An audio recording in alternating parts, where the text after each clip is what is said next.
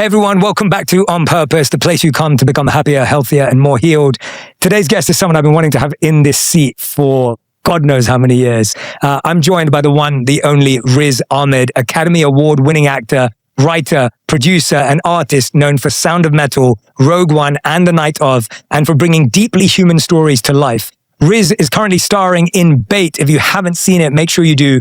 A series exploring identity and the tension between who we are and how we're seen. His reimagined film Hamlet and Digger, his new film coming later this year. Please welcome to On Purpose, Riz Ahmed. Riz, honestly, whether it was post 9/11 blues, whether it was Four Lions, we've been with you from the start. I've been cheering you on. Thank you so much. I am a huge fan of how you put yourself out there, the conversations you have, your multidisciplinary art form.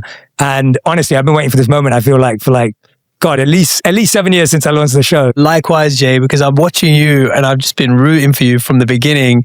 And, we were just saying this before the camera started rolling. We have so many people in common in the work world, but also in the personal world, because we grew up not too far away from each other in kind of overlapping worlds as well. So seeing you doing your thing, blazing a trail, it's just super inspiring. So likewise, man, I've been itching to get in here and talk to you. Yeah, absolutely. I was thinking about it. And I want to vouch for this because I like doing this when I've got someone on the show, when I've got a memory that stands out to me. And it was probably around 5 years ago, I think it was. You'd been nominated for an Oscar. We had this South Asian Oscars evening in LA and you were at the party. It was probably the only time I've actually been in the room with you. It was me, you, and we were talking to Bella Bajari, who's Chief Content Officer at Netflix, dear friend. And you said to Bella, you were like, give this guy a show, man. You were vouching for me even back then. You were like, give him a show, Bella. What are you doing? And I was like, this is so nice. I'll take it. You're the man at the moment. You're nominated for the Oscar and you're trying to get me a show. And now we've got 3 shows at Netflix. So, amazing. I feel like you planted a very important seed. And I want to give you your flowers and give you credit for that, man. For me, the reason I was rooting for you was because of not just what you have to say, because of course what you say is so rooted in this ancient tradition. It's how you say it. It's how approachable it is. It's how human it feels. It's how relatable it felt. Just even selfishly on a personal level, when I hear you speak, when I see the way that you're relating to people or making these things that can sometimes feel very abstract or kind of elusive ideas, esoteric ideas, and bring them into the everyday, bring them into our daily lives, it makes me feel less stupid. You know what I mean? It makes me like, okay, all right. I understand that. I get to grips with that. And I'm certainly one of those people who for a long time thought, what's this meditation stuff? What is this? This is kind of a bit airy-fairy.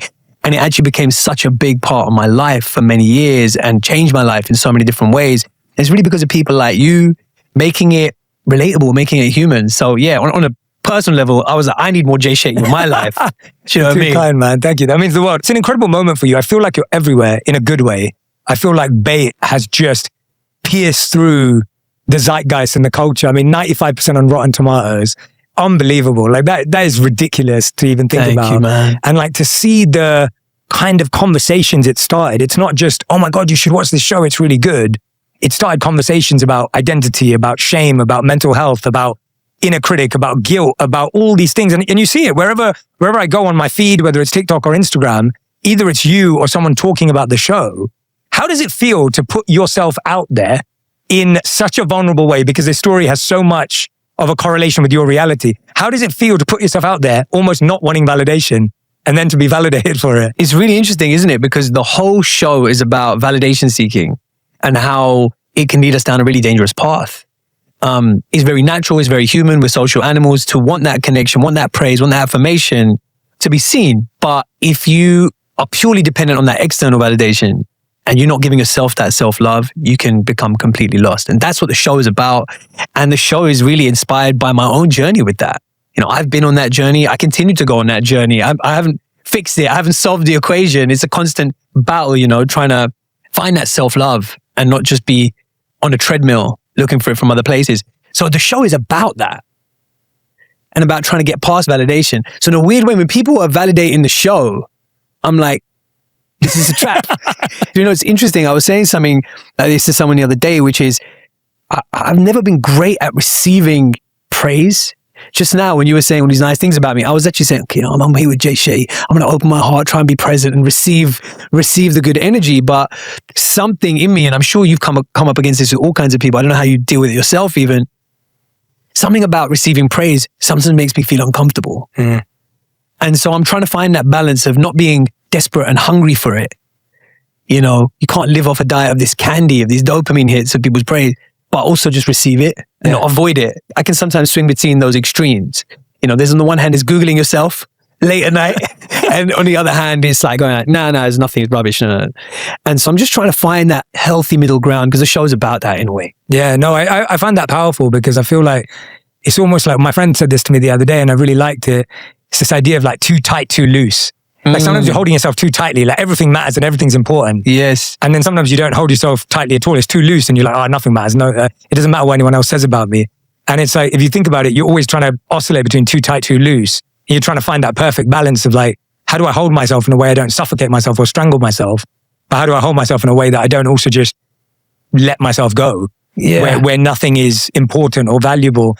And I was thinking about it because in the show, we get so many of these flashbacks into Shah's childhood, his teenage years. I've seen the show. I loved it. And I have been talking about it with colleagues and friends and people who have all had interesting reflections on it, both people from South Asian backgrounds and people from completely not. And that's what I love about the show is that it starts really fascinating dialogue beyond culture and gender and race. But one of the things that stood out, I wanted to ask you is, what's a childhood memory that you have that you would say defines who you are today? When I was about 8 years old, me and my brother got put up against the wall by a couple of skinheads, right? For people outside of the British context, they're kind of like, it was like a racist movement, basically. And they put a knife to my brother's throat. I remember being 8 years old, looking up at him. He was kind of defending me. And it was just this kind of shocking realization that, oh, I'm different. I'm different in a way that means that I could be in danger. And feeling othered in that way made me more vigilant, made me more aware of my identity. In many ways, it set me on a lifelong journey of trying to like square the circle of my identity. In some periods of time, I tried to code switch a lot. If I've gone to a predominantly white upper class school, which I did, I'd code switch in that way. Then I'd hang out in my neighborhood, I'd code switch another way. And I think that journey has defined me. I think that's why I started acting, was kind of code switching from one social environment to another. It's a kind of performance, right? And where I'm at now, and really what the show Bait is also trying to do and what it's about that search for identity. So I'm trying to bring all those different sides of me together, not edit and censor myself when I walk into a room. I did this monologue for SNL UK recently and I was working with the writers on it and it was about identity crisis. And I was like, I'm having an identity crisis. The UK is everyone's having an identity. We're all trying to work out who we are. And I said, look, that's why I sound like a mix between Stormzy and Rishi Sunak. And just trying to embrace that and be playful about that confusion. I think that moment of realizing my difference and navigating identity was a big one. The other one's a lot more of a playful memory. Every time there was a community gathering, at some point the aunties would be high on Coca-Cola and Fanta. And they would say, bring Golu down. Golu was my name in the community. No. Golu means roundo. Yeah. Little spherical round object. Apparently my brother named me Golu. I had a round head growing up. Don't ask. Bring Golu down. It's time. And I would perform. And I would do Michael Jackson dancing.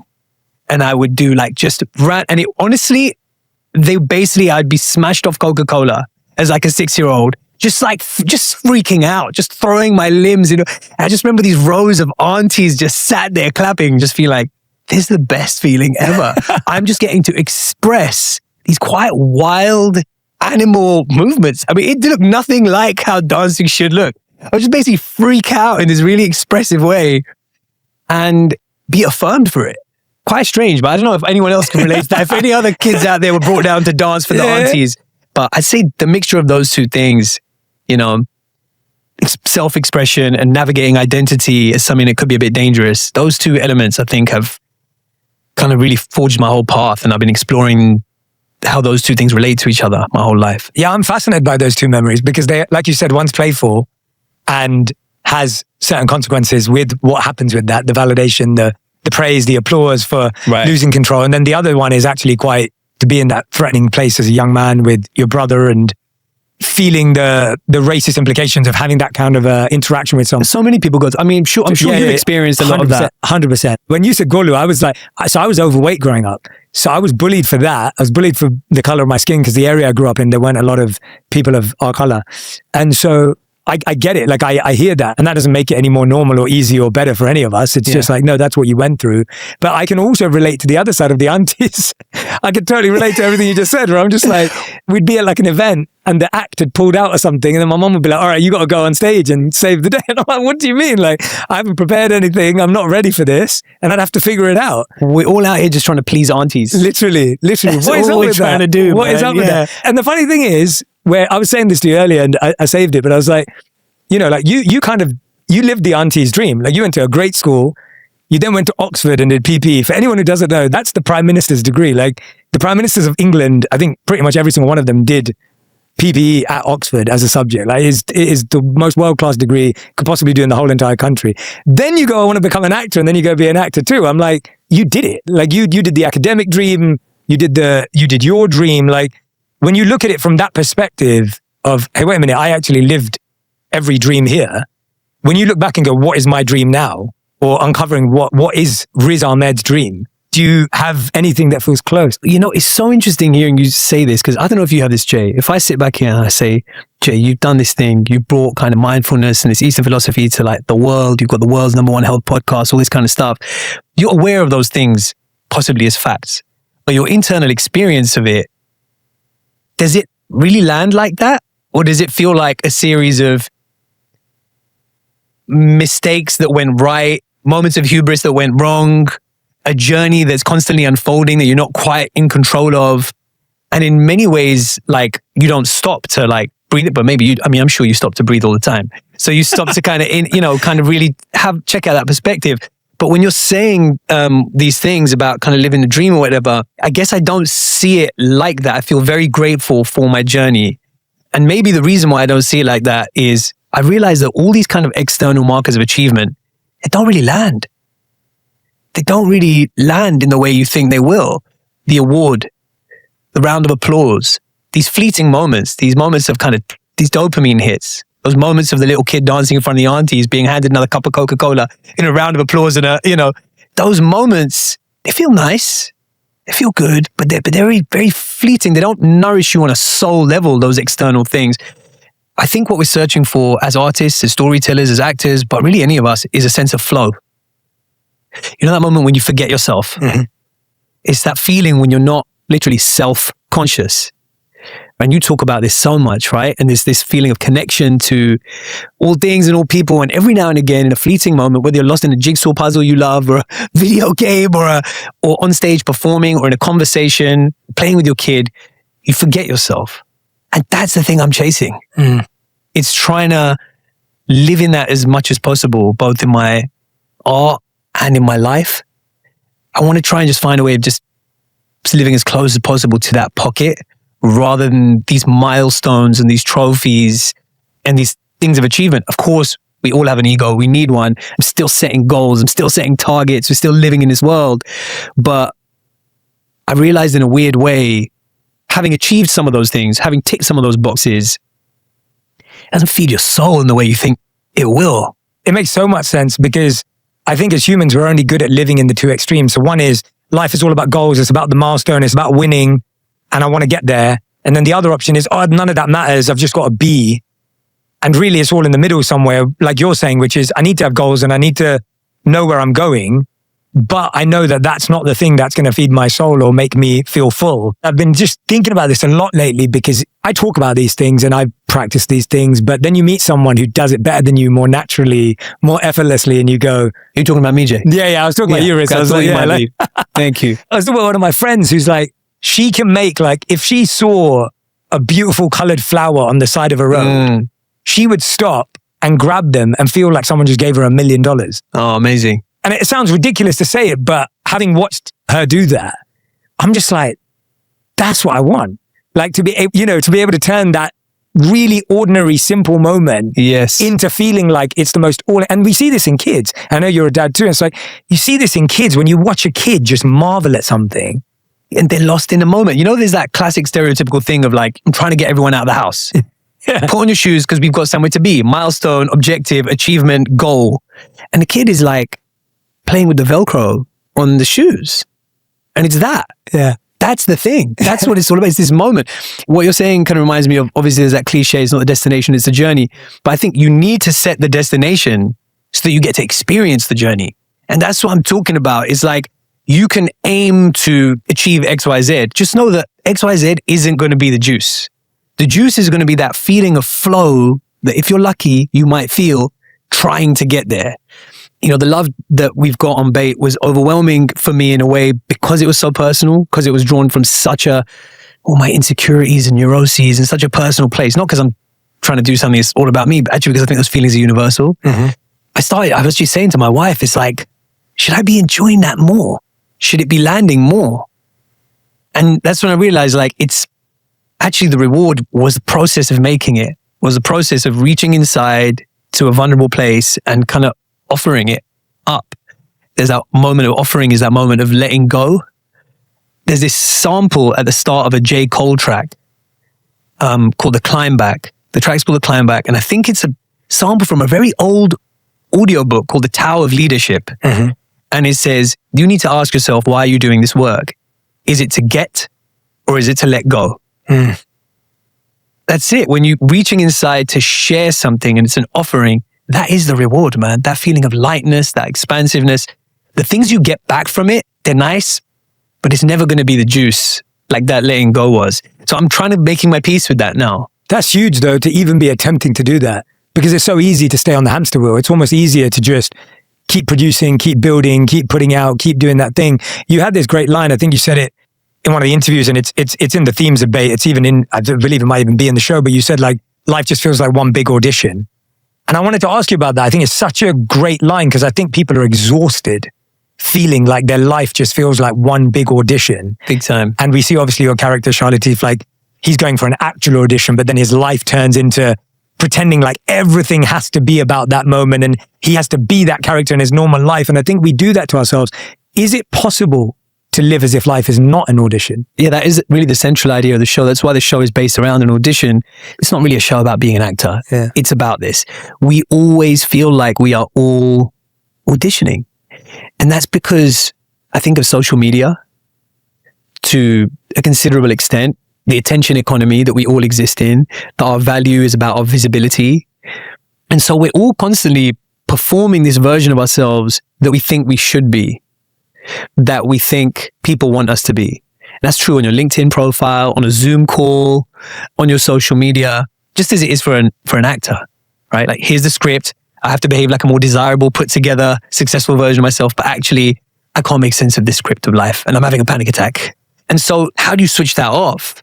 How do you kind of like stop performing?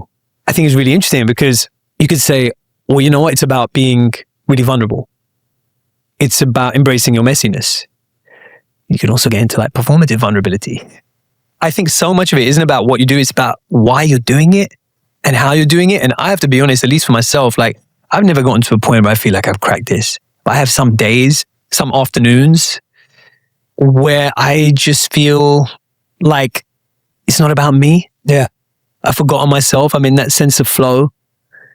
And ironically, that's when things are going the best, you know, when I'm not thinking about them in that way. But I don't know. I mean, how do you kind of find this as well, particularly kind of operating in a world that's about mindfulness and meditation and finding your purpose on a spiritual level? But of course, the medium is often digital and social media. And how do you square that circle? Because it must be, in a way, it's similar. It's like being an actor. 100%. You know, you're trying to do something spiritual and forgetting yourself, but you're doing it with people watching. I haven't figured it out either. It would be stupid to say I have. And I'm grappling with it too. And that's why this interview is so exciting to me, because the themes in Bait are so universal, no matter what you do. And like you said, whether someone's applying for a job on LinkedIn or whether they're just trying to make their mum happy or whatever it may be, it's all in there. And so for me, I started to realize that, and you'd feel this way, but as an actor, it's slightly different, because with an actor, everyone thinks you are your roles.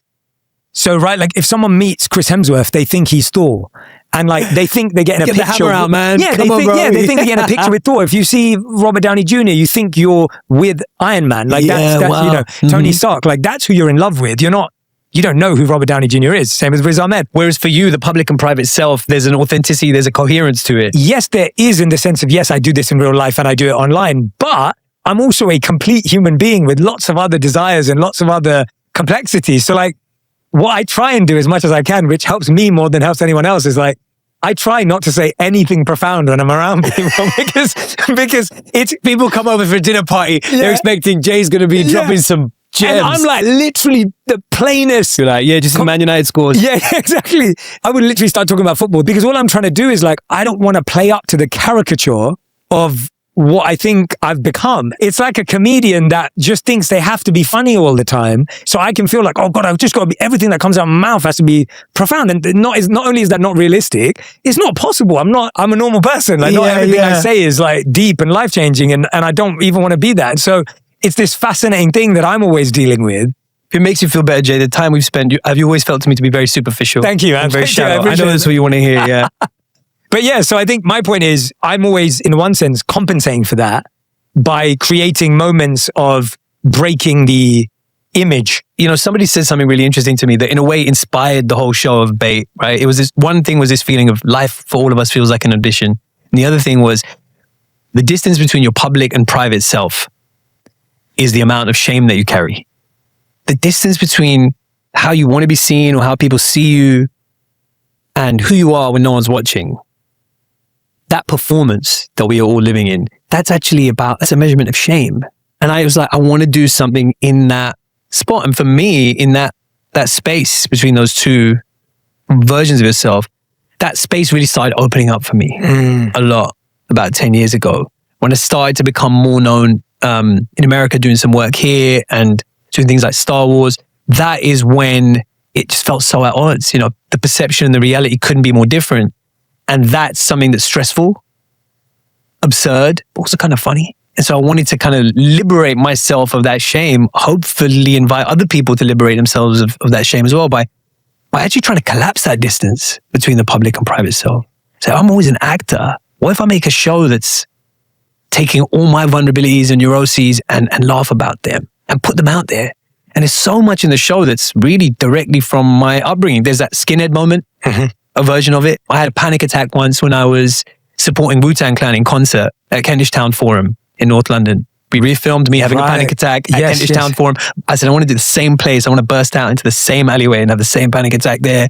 Even, the British security services, MI5 and MI6 recruiting my character. They've tried to do that with me. I can't believe that. Yeah, that's a crazy story. After I became more known as an actor, they reached out several times saying, do you want to help us with messaging? Do you want to sit down? I was like, no, I'm an artist. I'm not getting involved, mate. No, thank you. But I just tried to take all these kind of moments of confusion and contradiction and try and put them out there. Because like you said, that the gap between your public and private self can feel like a straitjacket. And I think we're all doing it. You don't have to be you or me. Like I said, we're all kind of performing. It feels like these days. Yeah. And I feel the challenges, and I love that idea, the one that you shared just now, the gap between your public and private self, how big shame is or how deep the shame you experience is. And I think that the biggest challenge becomes when you never leave the stage. And so everyone has to perform. Everyone has to perform at work. Everyone has to perform with family. There's going to be places in your life where you have to perform. Life is that way. But if you never leave the stage and you feel like your performance on stage is who you are and is reflective of your worth, that feels like when you're really stuck, because now you're saying the value I get from being on the stage is all the value I have. And especially if when you leave the stage, you're trying to be as boring as possible.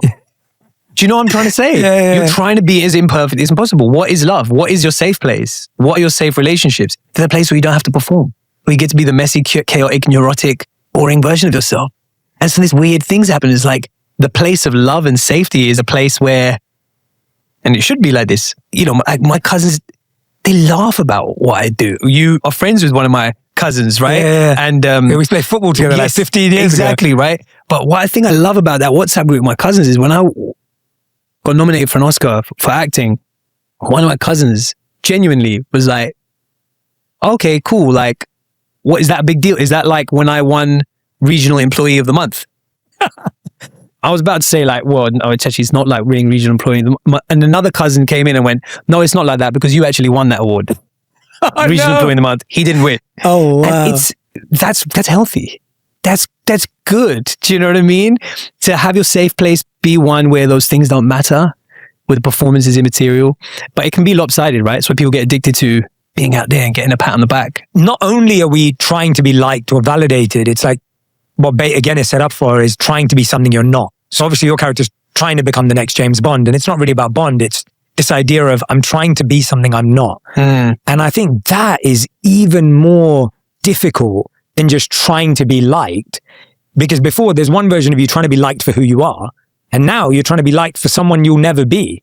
And that's like an even more complicated place to be, because now you're taking on traits, personality types, clothing, whatever. I mean, I'm half disappointed you didn't show up in a tux today. You know that, right? Like, it's like, for everyone else, the subway takes you show up in a tux. Everyone else, I have to, but this is where I get to be boring. You're not boring, you look great.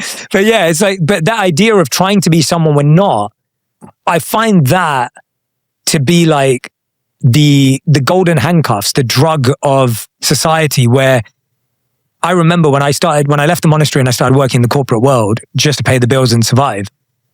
I remember thinking to myself, this place is trying to make me someone that I'm not. Yeah. And I could spend 30 years here becoming someone that I'm not. I could become partner, could make money, whatever. And that's the challenge people are having to work with, because we're lucky we get to express who we are through our work and tell stories and everything. But when I think about someone who's like, yeah, I've got, Riz, that's what I've got to do every day. Like, I have to be someone I'm not. Do you think that we all have an essential essence and go, this is who you are? Like I said, I grew up code switching with these very different sides to myself, wearing a school uniform at school and then Shavai kameez at home and then Reebok classics and fake Versace out with my friends, literally changing costumes, accent and personality. It was a form of acting. Now I try and bring all of that together, making things like Bait or my version of Hamlet or whatever, where we bring these different things together in one place. Do we have an essential center? Isn't it just about our circumstances and our environment? This is when I'm asking you to say something profound, Jay. I need you to help me out with this. Yeah. What's your take on this? Do you think we have like, okay, this is you at your core and that's you at your core? I believe that life is more about a collection and connection of ideas and stories and narratives that you've built, as opposed to a center that was always the case. And right? It can sound easy to say it, but actually it's really hard. Like I always say to people, I'm as much in love with monk wisdom as I am with building a media empire, as I am with being a loving partner, as I am with a good friend. Like I'm like in love with all of those parts of myself. And I'm like trying to become okay with all of those things. Those things that are seen as contradictions. Correct. And paradoxical, and they feel like they don't mesh. But I'm like, if everyone sat down and asked themselves who they were, I think we all have paradoxes. Yeah. We've been taught to say, I'm an accountant, I'm married, I'm Hindu, I'm whatever it is. Like we've been taught to have very simple labels, which are very, incomplete. Yeah. And I guess it's like less about finding yourself means being in one lane. Yeah. I don't believe in that. Yeah. I think that having all these different sides to who we are is human and universal and healthy in a way. Over the last 10 years or so, I kind of really went on this journey of trying to make work from a more personal place. When I came into this game, I felt like for some reason I had to justify it beyond just myself enjoying it. Now I'm like, actually, my joy is valid. Joy, and if other people take joy from my work, that's valid as well. But I always felt like it's got to have a greater purpose, right? And for me, that was about trying to stretch culture. This idea of one person at a time, one film screening, one performance at a time, opening people's hearts and minds to an experience that they didn't think they could relate to, but actually, wow, I recognize myself in it. It's like, I was a big fan of watching The Crown. Mm-hmm. And when you're watching The Crown, you're suddenly like, I'm the Queen of England. That's me, I'm her. I totally get, how it's this amazing body swap that story can achieve, right? And so to try and open people's hearts and minds to realizing that we're all the same, we're all one, and to stretch culture in that way. And before I used to think, okay, that means me popping up in all these roles that are as different as possible to me, mm-hmm. change people's ideas about who can play that role. Mm. Who can be in a Star Wars movie and all this kind of stuff. And now more and more I think like, I want to share the messy contradiction of myself. Mm. I used to think acting was about putting on the mask. Now I think it's about taking it off. It's actually about sharing the most personal thing possible. And that ends up being the most universal thing. Yeah. It's something actually I've never really talked about publicly before, Jay, but I did this film called Mogul Mowgli. And it's about a guy an artist who suddenly loses his ability to walk, becomes tremendously ill overnight, and is never sure if he's going to get his life back. It was an exploration of lots of themes I was interested in creatively, but what people don't know is that basically really happened to me. it was 2015 and I just started filming Star Wars. I'd never done a studio movie before, never done a big that I never thought that would be my path. I was really happy doing indies like Nightcrawler and Four Lions. And I suddenly got to be in this film set with stormtroopers and all these big things. I was like, wow, is it going to happen for me? 1 week into filming that, I started getting this weird pain in my legs. And I thought, okay, maybe I've pulled something during one of the action scenes. And I woke up one morning and I couldn't get out of bed. And I couldn't walk. Tried to go to a hospital. They just kind of like palmed me off. Weren't really sure what it was. I went to the hospital back in my parents' neighborhood. It's the same hospital I was born in. When I was visiting my parents, I said, let me go and get checked out there. They immediately saw what was happening and they were like, you need to be admitted to hospital straight away. I remember saying, I can't do that. I'm filming Star Wars right now. And they said, you're in a very dangerous situation right now. And I'll explain to you what's happening, but you need to be hospitalized immediately. And I just felt like, what's happening to me? Is my life kind of falling apart before my eyes?